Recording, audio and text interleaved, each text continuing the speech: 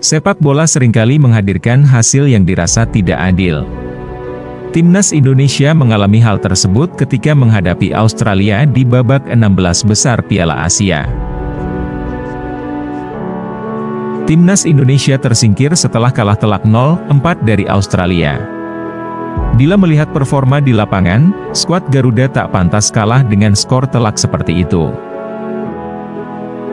Meskipun kualitas Australia memang ada di atas Timnas Indonesia, skuad arahan Shin Tae-yong bermain dengan berani melakukan pressing ketat ke tiap lawan.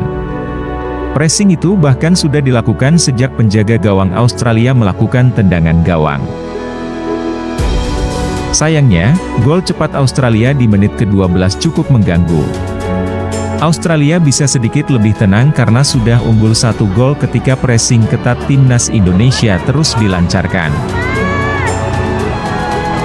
Hasilnya, Australia bisa melihat celah di sisi kiri pertahanan Timnas Indonesia dan melancarkan serangan balik cepat. Sundulan Martin Boyle di akhir babak pertama lalu membuat Australia memimpin 2 gol atas Timnas Indonesia.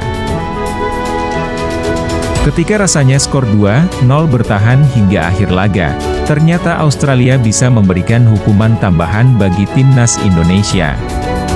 Craig Godwin dan Harry Souttar membobol gawang Hernando Ari sehingga Timnas Indonesia harus pulang dengan kekalahan 4 gol. Australia memang layak mengalahkan Timnas Indonesia di babak 16 besar karena tampil lebih baik. Namun skor 0-4 jelas tidak cukup adil bagi Timnas Indonesia. Shin Tae-yong sendiri mengakui bahwa penampilan Timnas Indonesia di laga lawan Australia adalah penampilan terbaik sepanjang Piala Asia berlangsung. Sejujurnya, laga ini adalah penampilan terbaik yang bisa kami tunjukkan di turnamen ini. Bila kami tidak kebobolan oleh gol berbau ketidakberuntungan, laga bisa jadi akan berbeda. Dalam hal permainan, kami tidak benar-benar bermain buruk, ucap Shin Tae-yong seusai laga. Meski kalah dari Australia, para pendukung Timnas patut berbangga bahwa Timnas Indonesia mencetak sejarah baru dengan lolos ke 16 besar Piala Asia 2023 lewat cara yang dramatis. Kalah dan menang itu biasa, yang terpenting Timnas Indonesia sudah punya progres bagus dan peningkatan kualitas permainan, sehingga para ultras Garuda yang mendukung langsung di stadion ataupun yang di rumah patut berbangga karena level Timnas Indonesia naik dan patut diperhitungkan di level Asia.